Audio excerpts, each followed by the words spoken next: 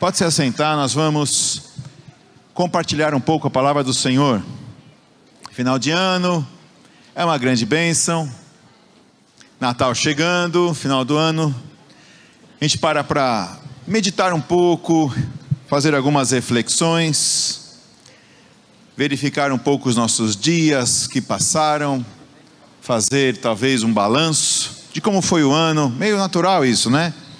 Entre final do ano e começo do ano, nós procuramos fazer isso, fazer um tipo de levantamento.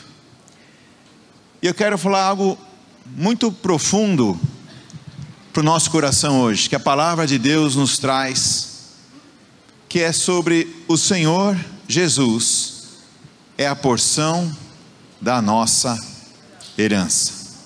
O Senhor é a porção da minha herança. Peço que você abra a sua Bíblia em Salmos, no capítulo 16. Eu quero navegar contigo hoje na palavra, trabalhar alguns princípios para o nosso coração nesse tempo, porque a nossa vida corrida, agitada, para alguns ansiosa, para alguns sem tempo, a gente fica com alguns desajustes, a gente fica pensando muito, mas nós não podemos nos esquecer que a nossa vida não é nossa, a nossa vida é dele. Ele é a porção da nossa herança. Eu quero trabalhar isso com o texto primeiro e nós vamos orar. Diz assim, Salmos capítulo 16, verso 1, diz assim: guarda-me, ó Deus, porque em ti me refugio. Digo ao Senhor, tu és o meu Senhor, outro bem não possuo, senão somente a ti. Quanto aos santos que há na terra, são eles os notáveis, nos quais tenho todo o meu prazer. Muitas serão as penas dos que trocam o Senhor por outros deuses. Não oferecerei as suas libações de sangue, e os meus lábios não pronunciarão o seu nome. O Senhor é a porção da minha herança e o meu cálice. Tu és o arrimo da minha sorte. Caem-me as divisas em lugares amenos. É muito linda a minha herança. Bendigo o Senhor, que me aconselha, pois até durante a noite o meu coração me ensina. O Senhor tenho sempre à minha presença, estando Ele à minha direita, não serei abalado. Alegra-se, pois, o meu coração, e o meu espírito exulta, até o meu corpo repousará seguro. Pois não deixarás a minha alma na morte, nem permitirás que o teu santo veja a corrupção. Tu me farás ver os caminhos da vida, na tua presença há plenitude de alegria, na tua destra delícias perpetuamente. Aleluia, que texto esplêndido, né? Vamos orar, para que o Espírito Santo fale conosco, pedindo a Deus a graça, a unção, para recebermos a verdade, e que isso entre no nosso coração, amém? Pai, obrigado por essa noite. Como nós dependemos de Ti, nós não somos nada sem Ti. O Senhor é a nossa vida, o Senhor é a nossa fonte, e nós pedimos, Espírito Santo, nessa noite, toca o nosso coração com a Tua verdade, transforma a nossa mente, Pai, transforma a nossa mentalidade com a verdade, pelo Teu poder, Pai, que essa noite fique marcada, para que possamos ter uma vida sempre inclinada a Ti, em rendição, em submissão, em postura. Pai, abre nossos olhos, continua, Senhor, removendo a nossa cegueira, continua, Senhor Deus, mostrando o Teu favor e a Tua bondade, através da Tua verdade, que é vida, Tua palavra é vida, a Tua graça, Senhor Deus, seja sobre cada um aqui nessa noite, é isso que eu te peço em nome de Jesus, amém? Aleluia. Eu quero ler de novo esse salmo. É bom ler mais uma vez. Como é bom sempre ler e meditar na palavra de Deus. Então verso 1 diz assim: guarda-me, ó Deus, porque em ti me refugio. Digo ao Senhor, tu és o meu Senhor. Outro bem não possuo, senão somente a ti. Quanto aos santos que há na terra, são eles os notáveis, nos quais tenho todo o meu prazer. Muitas serão as penas dos que trocam o Senhor por outros deuses. Não oferecerei as suas libações de sangue, e os meus lábios não pronunciarão o seu nome. O Senhor é a porção da minha herança, e o meu cálice, tu és o arrimo da minha sorte. Caem minhas divisas em lugares amenos, é muito linda a minha herança. Bendigo o Senhor que me aconselha, pois até durante a noite o meu coração me ensina. O Senhor, tenho sempre a minha presença, estando Ele à minha direita, não serei abalado. Alegra-te, pois, o meu coração, e o meu espírito exulta, até o meu corpo repousará seguro, pois não deixarás a minha alma na morte, nem permitirás que o teu santo veja corrupção. Tu me farás ver os caminhos da vida, na tua presença a plenitude de alegria, e na tua destra delícias perpetuamente. Como é bom estarmos na presença de Deus, como é bom sempre buscarmos a presença de Deus, como ele diz aqui, porque abundância de alegria, plenitude de alegria. Eu quero começar falando sobre uma mudança de mentalidade, ou até de cultura. Nós precisamos ter a nossa vida transformada pela palavra, pela verdade, e a verdade de Deus é a palavra de Deus. Nós precisamos de mudança cultural, pessoal em nossa vida. Isso só acontece quando recebemos a revelação do Espírito. O Espírito Santo traz a revelação daquela verdade, aquilo transforma a nossa vida, aquilo vira rema, aquilo vira verdades que você pratica, não só conhece, mas confia, pratica, está no coração. Pode ser que tenhamos algum tipo de cegueira com relação a esse assunto, quanto a isso, ou talvez falte percepção do que realmente significa o Senhor é a porção da nossa herança. O que realmente significa dizer que o Senhor é a porção da nossa herança? Como isso funciona? O significado de herança, talvez para alguns, é de difícil assimilação, porque poucas pessoas às vezes recebem muita herança, ou até pensam que aqui é uma herança física ou material, de terras, de bens, de riquezas, mas não é isso que o texto está se referindo. O texto está colocando que nós fomos criados e recebemos uma possessão. E eu quero, para melhorar isso, vou colocar como a Bíblia está colocando isso. A Bíblia ela está explanando que a herança que nós temos é a nossa porção, é o nosso quinhão, é a parte que Deus planejou para nós, é aquilo que Deus preparou para te dar. É tudo que Ele tem para a sua vida, amém? Tudo que você precisa está em Deus, já está preparado. A gente falou várias vezes sobre isso, é uma verdade que nós vivemos. Tudo que Deus fez para você já está pronto, já está preparado. Você precisa se encontrar com isso e acessar isso. Conforme você vai vivendo, amadurecendo, você vai tendo acesso a isso e usufruindo daquilo que Deus trouxe para você, para o propósito de Deus na sua vida, amém? Pois bem, pensa comigo, Ele é o Criador de todas as coisas, Ele criou tudo. E Ele, desde a fundação do mundo, ao criar as coisas, Ele formou todas elas e deu vida a tudo. Ele deu força e poder a tudo, e até hoje Ele faz isso. Ele te criou, Ele nos criou.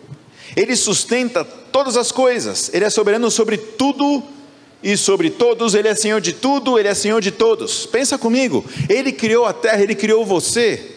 Ele sonhou com você, Ele planejou os seus dias. Não há nada da sua vida que Ele não saiba. Diz a Bíblia que até os cabelos que você tem, a quantidade deles, Ele tem a contagem. Alguns são mais fáceis de contar, outros são mais difíceis. Ou seja, não há nada que Ele não conheça sobre você. Você é dele. Você pertence ao Senhor. Ele criou você para Ele.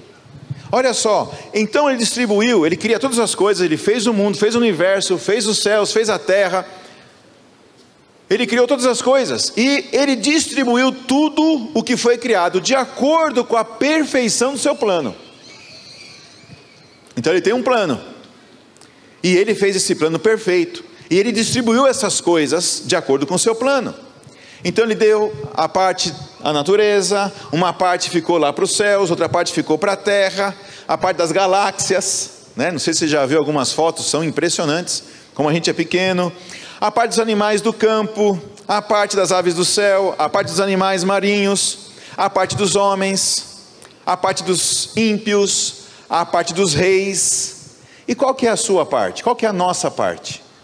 Quando Ele distribuiu, Ele colocou cada coisa no seu lugar. E o que foi que Ele nos deu? Qual que é a nossa parte? Qual é o nosso quinhão? Abre comigo em Ezequiel, capítulo 44. Enquanto você abre, eu quero lembrar você que nós fomos feitos sacerdotes. Betão ministrou domingo agora e ele ressaltou isso. Nós somos feitos sacerdotes. Nós somos uma nação de sacerdotes. Falei para o seu vizinho: você foi feito sacerdote do Deus vivo. É importante você ter isso assimilado, porque nós somos sacerdotes de um Deus, de um Senhor, de um Rei. Nós vivemos para Ele, chamados para Ele, vivemos para Ele. E olha o que Ele fala em Ezequiel 44, diz assim: os sacerdotes terão uma herança, eu sou a sua herança, não lhes darei possessão em Israel, porque eu sou a sua possessão. Aleluia. A Bíblia fala que todas as coisas são dele, amém? Dele, por ele e para ele são todas as... O que é seu? Ele. Ele deu para nós Ele mesmo. A nossa porção é o Senhor. A nossa parte, a nossa herança, a nossa vida que Ele nos deu é Ele, porque todo o resto já é dele. Nada do que temos em mãos é nosso, nós somos mordomos, lembra disso? O ar que você respira, quem te deu? Coríntios fala isso. Tudo que temos veio do alto, nada veio de nós mesmos. Quando você começa a pensar, e quando você começa a ter revelação disso, a nossa vida muda. Quando você começa a perceber de que você pertence ao Senhor e de que Ele é perfeito para a sua vida, tudo que Ele planeja, tudo que Ele faz, todos os seus planos, todos os seus propósitos são perfeitos para você. Não há nada que você precise que não esteja nele. Vou repetir essa frase: não há nada que nós precisamos que não esteja no Senhor. Ou seja, se não está no Senhor, se não vem de Deus, você não precisa.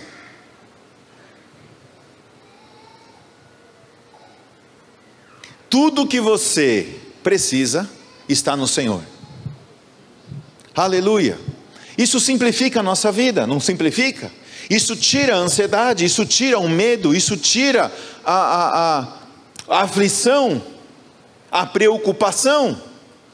Porque se Deus criou todas as coisas, Deus criou o universo, Deus criou tudo que você está vendo hoje, todas as riquezas, todo o ouro, toda a prata, tudo que existe, você acha que Ele vai deixar você sem alguma coisa que você precisa?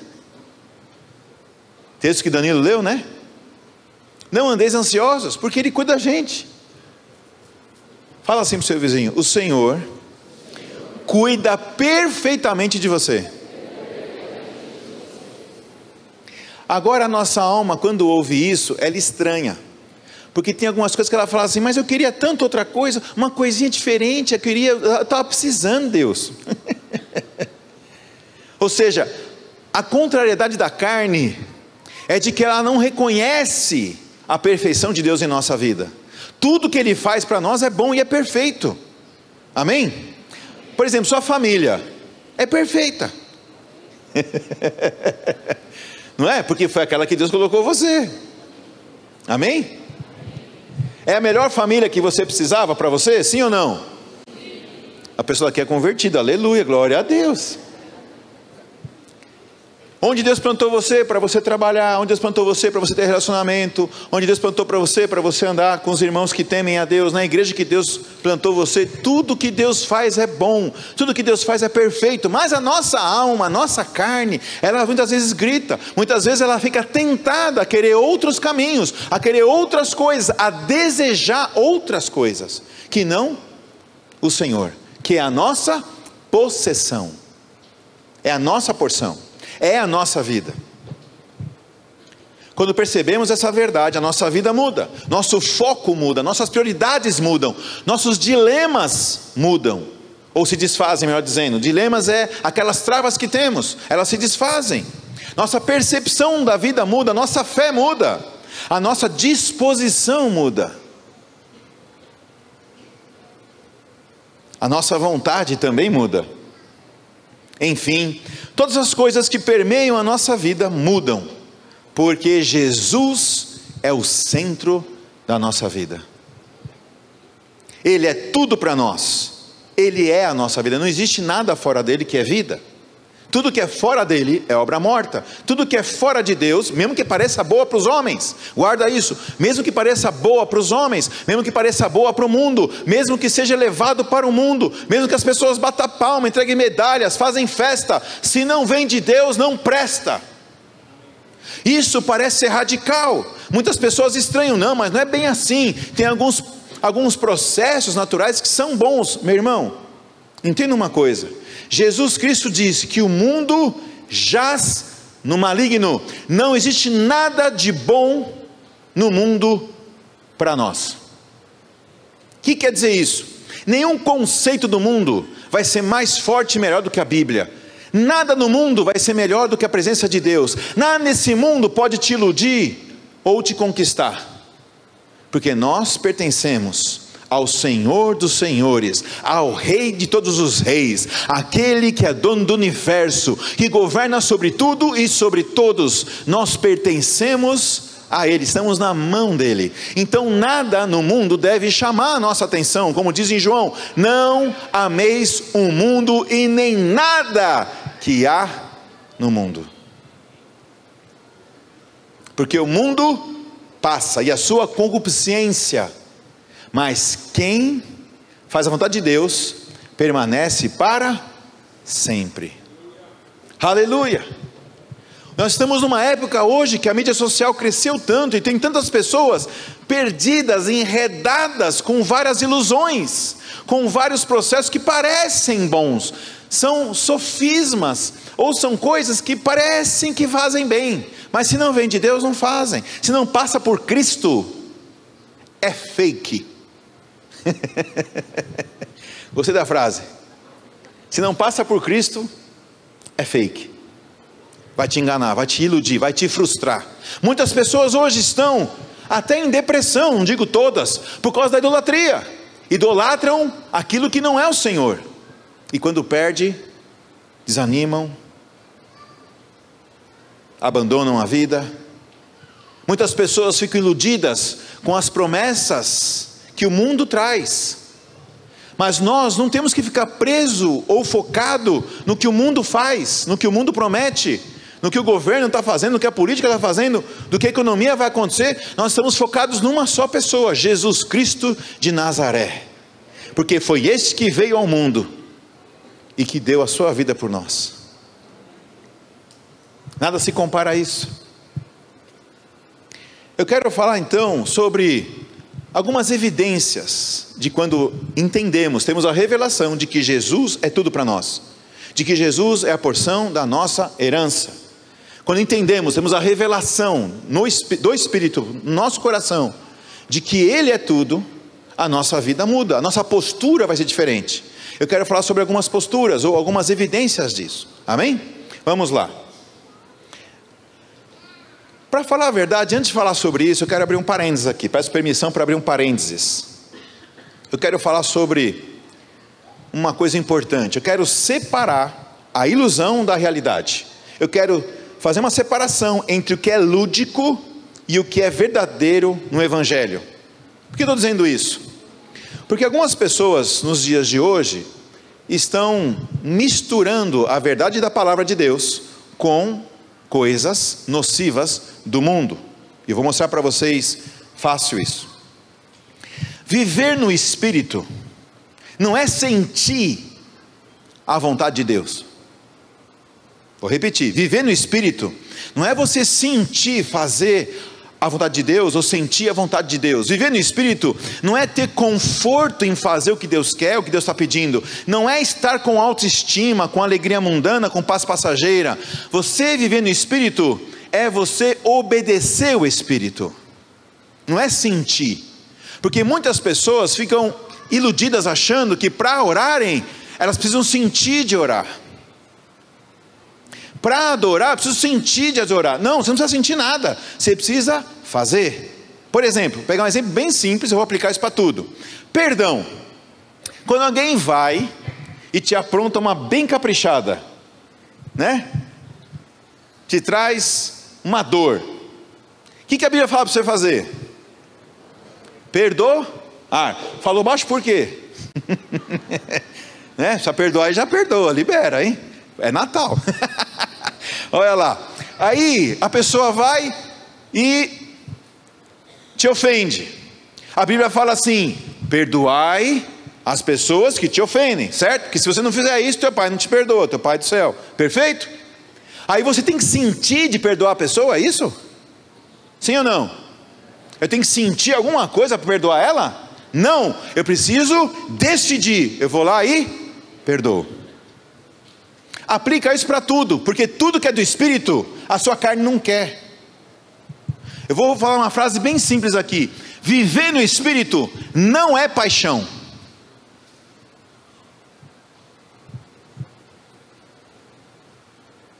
Algumas pessoas pensam que viver para Deus é viver apaixonado.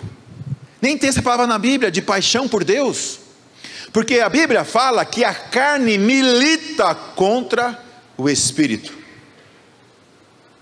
Quando vai acontecer isso? Quando você se converte? Com certeza. E depois de 5 anos de convertido, acontece a mesma guerra? Não, sim ou não? E depois de 10? E depois de 20 anos, a guerra continua, sim ou não? Meu irmão, até o final da vida, a tua carne não quer agradar a Deus. Ela não vai querer agradar a Deus. E se você acreditar que ela está agradando a Deus, você já está enganado. Ou seja, viver no Espírito não é paixonite, não é paixão, não é lúdico, é decisão. Viver no Espírito é contrariar a vontade da sua carne e decidir fazer a vontade de Deus. Em nenhuma era, em nenhuma estação, em nenhuma temporada, a nossa carne vai agradar a Deus. Decida viver para Cristo todos os dias da sua vida, dia após dia. Tome a sua cruz e siga Jesus. Não espere ter momentos de êxtase ou de coisas boas acontecendo para falar: não, agora eu preciso fazer o que Deus quer. Não, nós temos que fazer o que Deus quer sempre, faça chuva ou faça sol. Amém? Não importam as circunstâncias, nós devemos fazer a vontade de Deus. Esse evangelho fácil que estão falando aí no mundo é o do inferno. Não existe evangelho fácil. Não existe evangelho fácil. Jesus foi muito claro. Jesus falou: quer ser meu discípulo? Renuncia a tudo quanto tem.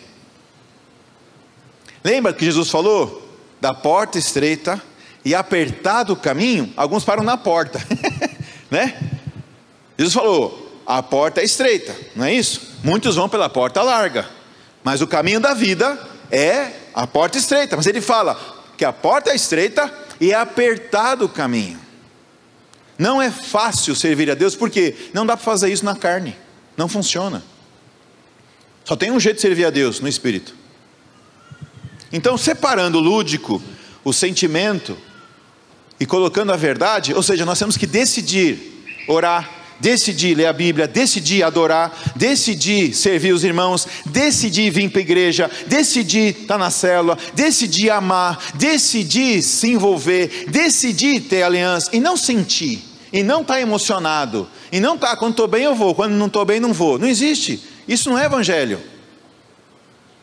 Amém? Jesus sentiu alguma coisa para ir para a cruz? Sim ou não? Sentiu. No Getsemane ele disse: Senhor, passa de mim esse cálice, mas não seja feita a minha vontade, sim a sua. Ele deixou o exemplo. A nossa decisão é fazer a vontade de Deus e parar com essas paixonites aí. Alguns pensam que Deus vai te perseguir, que Deus vai na sua casa te empurrar: vai para a igreja, meu filho, vem, eu te quero tanto, estou te esperando. Meu irmão, Jesus deu o exemplo. Ele é o padrão da nossa vida, amém? Jesus Cristo é o padrão da nossa vida. Ele veio para a terra e passou. Alguns assistiram e não fizeram nada. Outros abraçaram, outros se jogaram aos pés dele, outros desprezaram, outros criticaram. É assim que Deus faz. Deus dá oportunidade para a gente todos os dias. É você que tem que ter disposição de buscá-lo. É você que tem disposição de conhecê-lo. É você que tem que ter disposição de decidir, falar: Senhor, eu vou te seguir, eu vou te ouvir, eu vou te seguir, eu vou te obedecer. Não para a minha carne, não para a minha vontade, não porque eu quero, e sim para a tua vontade, e sim para os teus planos. Amém? Aleluia. Então, continuando, fechando parênteses, vamos lá, das evidências de quem vive essa verdade. Tem várias coisas, eu quero pegar algumas, por causa do tempo. Primeiro é a nossa disposição muda. Quando você sabe que Jesus é a porção da sua herança, quando nós sabemos disso, e temos revelação disso, a nossa disposição muda. A nossa disponibilidade muda. Porque nós não temos que estar dispostos para fazer o que a gente quer. A nossa disponibilidade é: Senhor, eis-me aqui. Quando o Espírito Santo quer nos dar uma direção, será que é fácil ele fazer isso?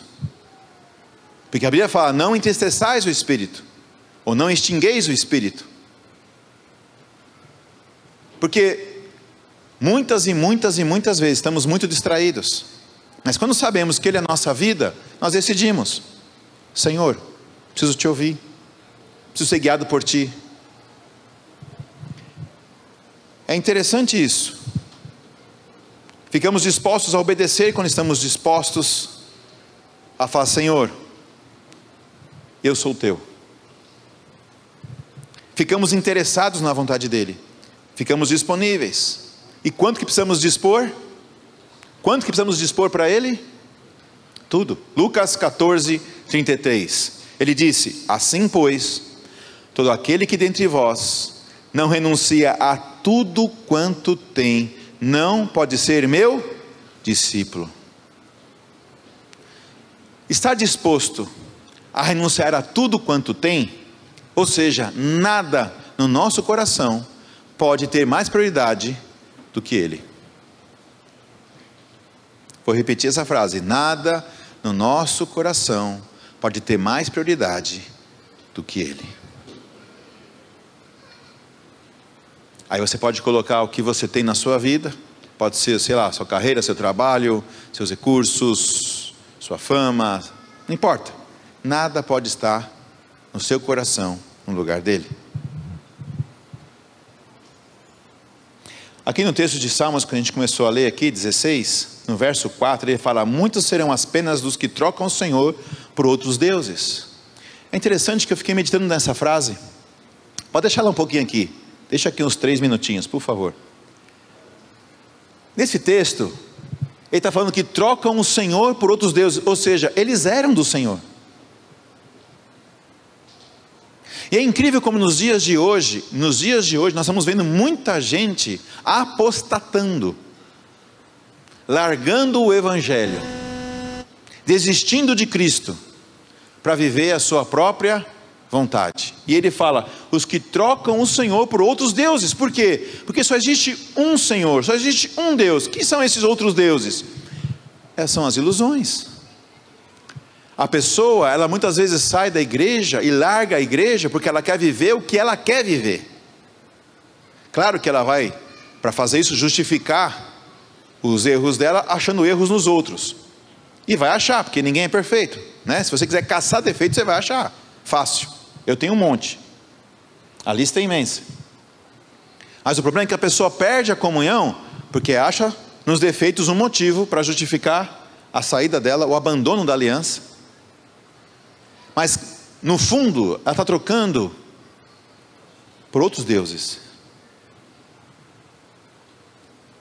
Isso é tão forte, e isso está tão comum nos dias de hoje, que dá até medo, porque essas pessoas às vezes saem da igreja, abrem um canal no YouTube, nas redes sociais, Instagram, sei lá, e fazem muito sucesso, e conseguem muitos seguidores. De quem você é seguidor? De Cristo. Amém? Aleluia. Olha o verso 2 que a gente leu: outro bem não possuo. Salmo 16: outro bem não possuímos. Sabe, quando a gente vive essa verdade, quando a gente tem isso no coração, o que vai ser importante para nós? Somente a vida dele. Nada pode competir com as coisas de Deus. Amém? Do que você vai gostar? Do que ele gosta. Do que você não vai gostar? Do que ele não gosta. Não é isso o cristianismo? O cristianismo é seguir Jesus, é imitar Cristo, não é isso? Sim ou não? Ora, se eu estou imitando Cristo, as coisas que ele gosta eu vou gostar, as coisas que ele não gosta eu não vou gostar. Qual que é o problema? Tem muito crente que gosta de coisas que Deus não gosta, aí fica esquisito. Vou deixar o Espírito Santo falar com você, amém? Aleluia. Vamos continuar aqui. Salmos 119, verso 57.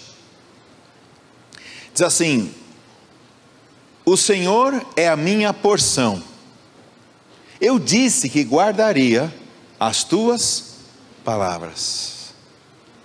Olha que coisa linda, quando você sabe que Ele é a nossa porção, você conhece a palavra, você decide ler a Bíblia, você decide conhecer a Bíblia, você decide não ficar todo o tempo perdendo tempo com coisa que não presta, e você decide investir tempo na verdade da palavra de Deus. Conheceremos a palavra de Deus, conheceremos a verdade do Evangelho, não a letra. A nossa vida de oração será efetiva, nossa vida de adoração será efetiva, porque quando você decide conhecer a Deus, a sua rendição muda, ela se aprofunda. A nossa rendição, ela cada vez vai aumentando. Nossa rendição ao Senhor vai aumentando, conforme a gente vai amadurecendo e crescendo. Eu vou dizer, é uma vergonha para um crente com mais de 7 anos, que não conhece a Bíblia, que não leu a Bíblia toda, pelo menos no Novo Testamento, pelo menos no Novo Testamento, Jesus amado. Tem muito crente hoje que se diz crente, mas não conhece a verdade, não conhece a Bíblia. Lamentações 3, verso 24. A minha porção é o Senhor, diz a minha alma, portanto esperarei nele. Aleluia, Ele é a nossa confiança, nós esperamos nele. Não há nada que eu precise que esteja fora dele. Logo eu não preciso ficar preocupado, logo eu não preciso ficar desesperado, logo eu não preciso me esforçar para fazer as coisas que ele não quer, que tudo que ele tem para nós vem debaixo de paz, de graça, de unção. A Bíblia fala assim, que a bênção do Senhor enriquece e não acrescenta dores. Aleluia. Outro ponto que muda é o nosso foco. Isso aqui é muito forte. Devemos perceber isso. Nós devemos decidir amar o Senhor, porque Ele nos amou primeiro. Como é que você ama a Deus? Guardando, obedecendo e vivendo a vontade dEle. Isso é amor a Deus. João 15 fala isso. Aquele que me ama é aquele que guarda as minhas palavras. Quando o nosso foco muda, como isso é fantástico, nós nos tornamos cada vez mais semelhantes a Jesus. Cada vez mais fazemos as mesmas obras de Jesus, imitando a Cristo, como Paulo disse, sede meus imitadores como eu sou de Cristo. Era por isso que Paulo ficava feliz quando era preso ou chicoteado. Ele não tinha tempo ruim, porque se ele fosse preso ou chicoteado, ele estava fazendo o quê? Imitando Jesus. Por isso que você vê ele preso. O que ele faz quando está preso? Começa a adorar, começa a cantar. E a gente por muito menos para de cantar e adorar. Por muito, muito menos.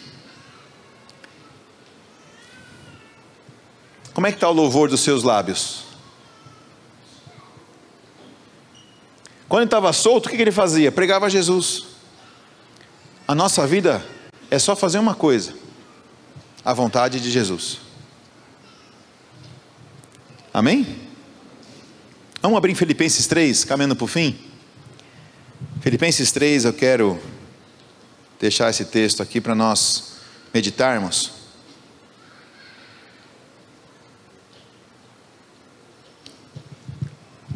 Como Paulo ficava feliz em viver a vida de Cristo. E ele mostra claramente isso, que essa é a nossa vida.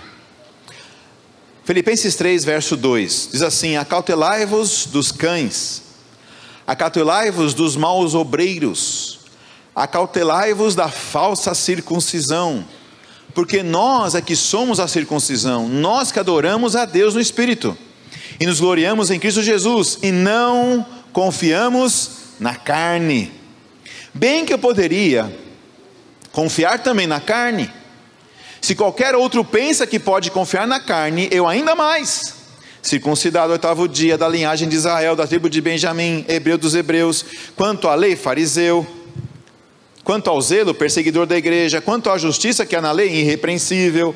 Mas o que para mim era lucro, isso considerei perda por causa de Cristo. Meu irmão, nós temos que chegar à seguinte conclusão: nada nesse mundo tem valor, só Ele, só o reino de Deus, só a graça dEle, só o favor dEle, só a bondade dEle, só o amor dEle, só tudo que permeia o reino de Deus.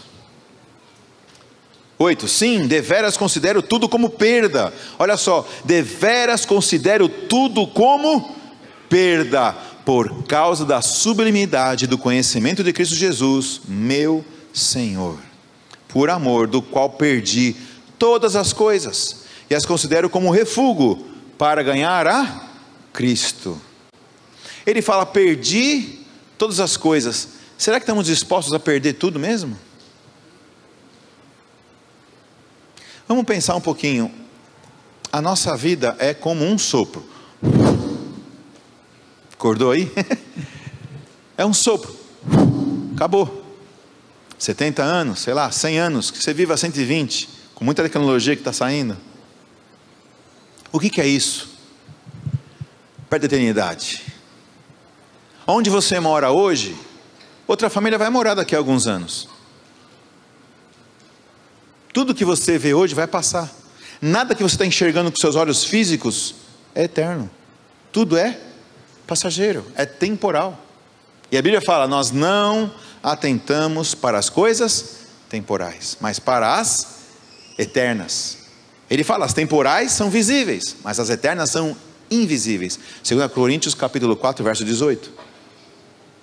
Nós atentamos para as coisas invisíveis. Então essas coisas desse mundo não podem estar no nosso coração, não podem tomar o nosso coração. Nada nesse mundo pode tomar nosso coração. Não pode ter prioridade, não pode ter relevância.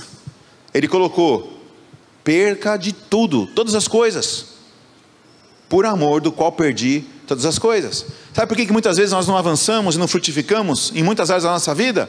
Porque nós não perdemos tudo ainda. Essa é a verdade. A gente quer segurar alguma coisa ainda, como se fosse nossa. Vai tudo embora. Para cá viemos como? Niente, né? Sem nada. E vamos como embora? Do mesmo jeito. Aleluia. Por amor do qual perdi todas as coisas, e as considero como refúgio, para ganhar a Cristo, e ser achado nele. Aleluia. Sabe o que é importante, meu irmão?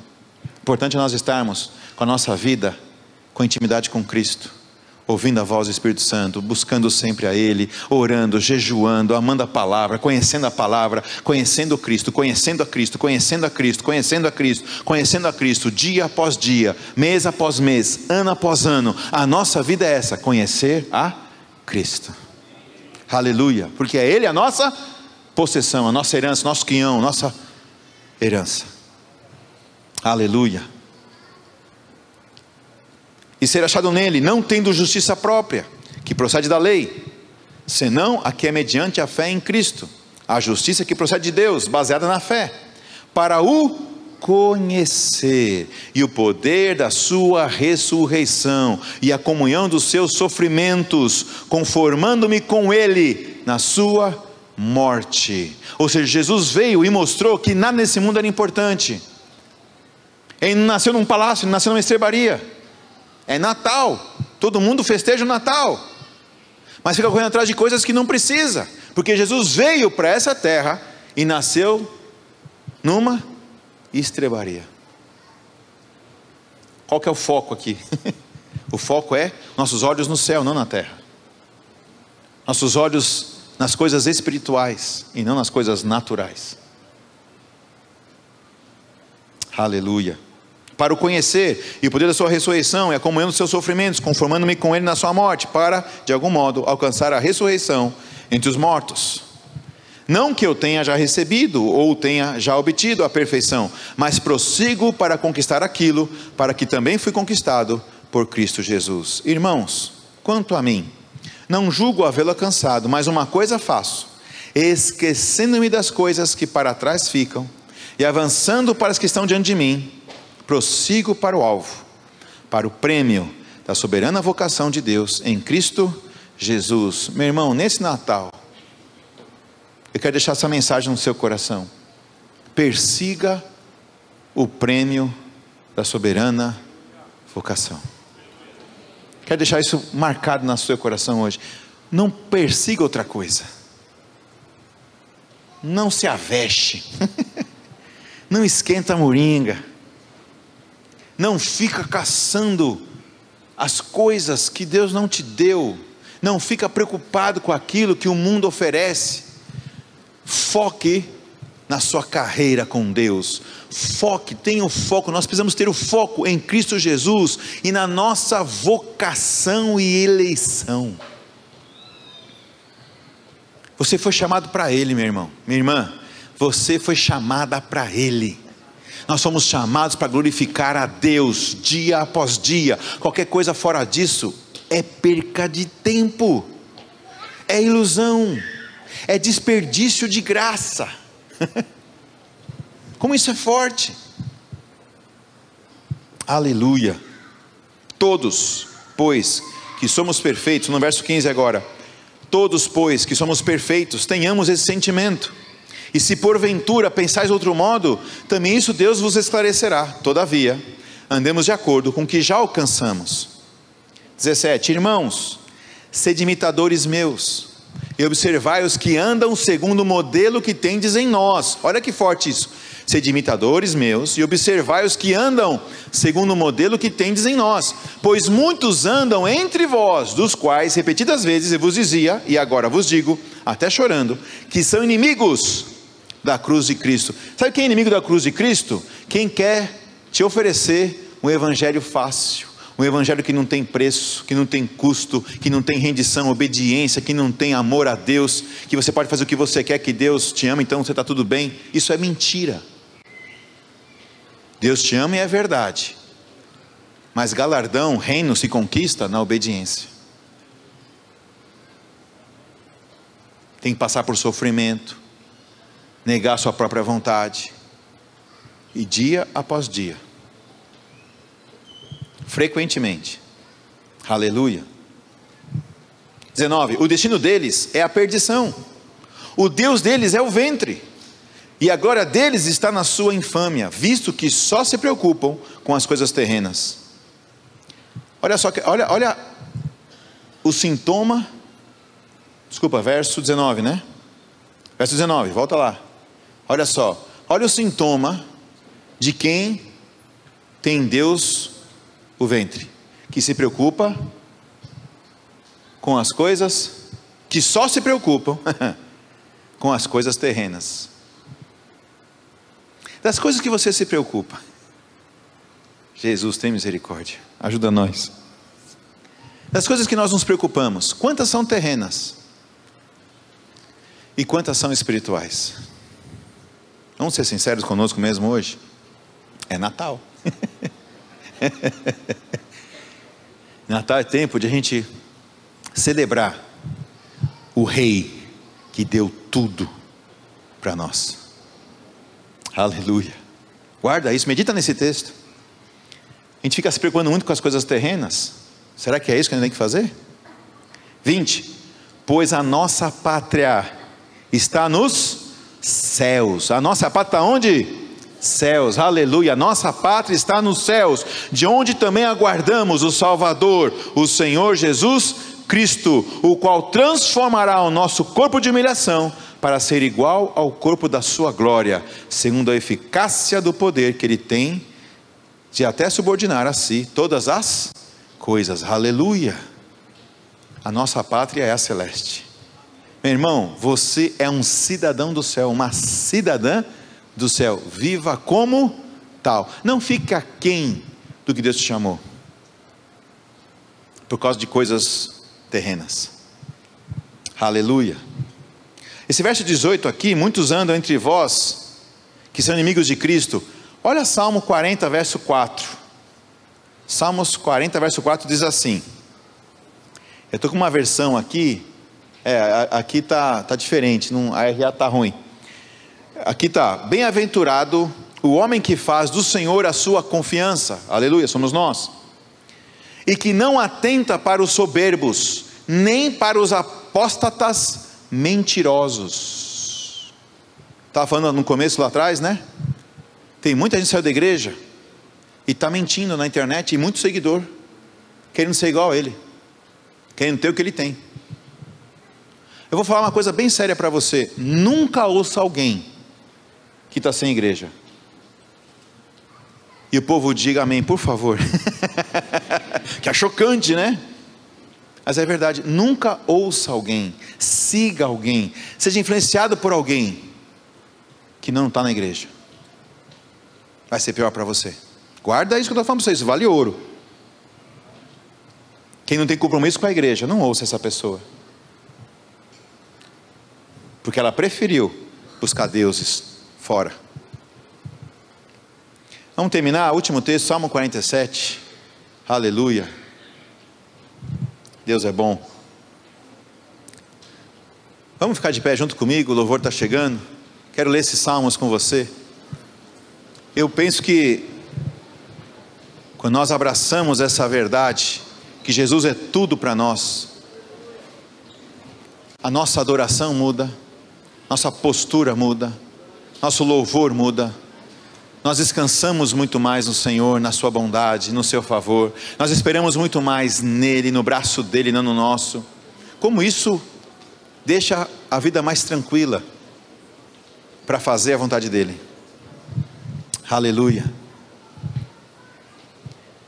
Diz assim, Salmo 47: povos todos, batei palmas, aclamai a Deus com vozes de alegria, pois o Senhor, o Altíssimo, inspira reverência, é o grande Rei sobre a terra. Ele submeteu os povos ao nosso poder, e as nações colocou sob nossos pés. Ele escolhe para nós a nossa herança, para o orgulho de Jacó, seu bem-amado. Deus subiu entre os brados de adoração, ao som da trompa, ele, o Senhor. Cantai louvores a Deus, cantai louvores ao nosso Rei, cantai, porque Deus é o Rei de toda a terra. Cantai louvores com harmonia e arte. Deus reina sobre as nações, Deus está assentado em seu santo trono. Os príncipes dos povos reuniram-se como povo do Deus de Abraão, pois a Deus pertencem os soberanos da terra. Ele é soberanamente maravilhoso. Aleluia, glória a Deus. Ele é poderoso, maravilhoso, ele é bendito, Ele é exaltado, Ele é o nosso Rei, Ele é a nossa vida, Ele é grande e digno de ser adorado pelos séculos dos séculos. Amém. Aleluia, aleluia, aleluia. Deus é tão bom, nosso Pai é perfeito. Como é importante nós termos louvor nos nossos lábios, reconhecendo a grandeza dEle. Quando nosso coração está torto, nosso louvor diminui. Mas quando nosso coração está rendido, nós temos alegria em cantar, em adorar, em se render. Isso é um medidor também. Porque se nosso coração não está contente com Ele, alguma coisa está errada.